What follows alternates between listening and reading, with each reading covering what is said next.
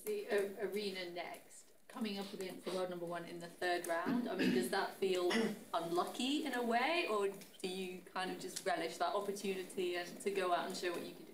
Yeah, I think having won today against Marketa, she's also a really top opponent, so that gives me a lot of confidence for my level. But of course, Aryna is number one in the world. Been so dominant in the women's game as of the last few years. So I know it's going to be a massive challenge. I'm going to have to play some really good tennis, but for the rest of the evening, I just want to savor that one and enjoy it. But as to it being unlucky, I think it's you want to play the best. You're going to have to play them at some point if you want to win one of these tournaments. So even though it's early in the tournament, I'm looking forward to the opportunity.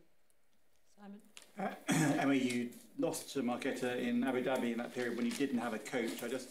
You seem to know what you were trying to do very clearly today. I wondered if that was a big difference to having the coach this time.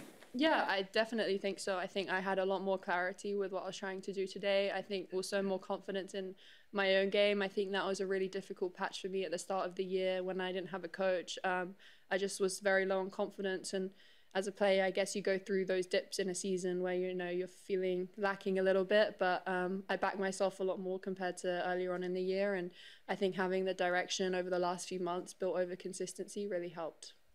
Rob? Use the word aggression or being aggressive against Marketa.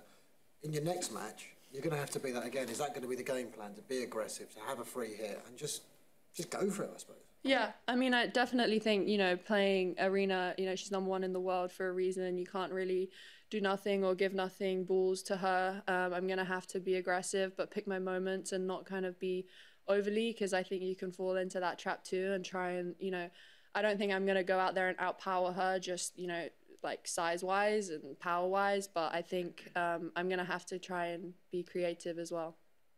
Matt?